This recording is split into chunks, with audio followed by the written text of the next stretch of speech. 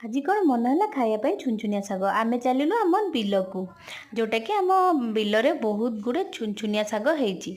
ତ ଆମେ ଯାଇକି ଟିକେ ବିଲର କେତେ ସୁନ୍ଦର ସୁନ୍ଦର ଭିଉ ଦେଖନ୍ତୁ, କେତେ ସୁନ୍ଦର ଲାଗିବ ଆପଣମାନଙ୍କୁ ବି। ତ ମାମନ ଏଠି ଶାଗ ତୋଳିଲା, ମୋତେ ଜମା ବି ତୋଳି ଆସିଲାନି। ବହୁତ ଗୁଡ଼େ ଛୁନଛୁନିଆ ଶାଗ ହୋଇଥିଲା।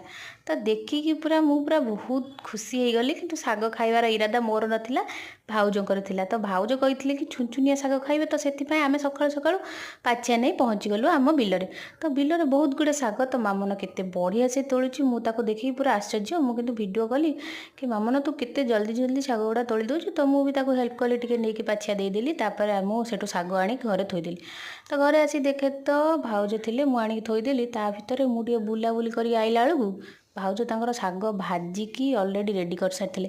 ତାପରେ ମୁଁ ବସିଗଲି ଖାଇବା ପାଇଁ। ତ ଶାଗ ସହିତ ପୁଣି ସେଠି କୋବି ଚିଲି, ତାପରେ ଏଠି ବିଲାତି ଦଳା, ତାପରେ ପଖାଳ। ତାପରେ ମୁଁ ଖାଇଲି ପଖାଳ, ଟିକେ ଷ୍ଟାଇଲ୍ ମାରିକି ଚାମଚରେ ଖାଇଦେଲି।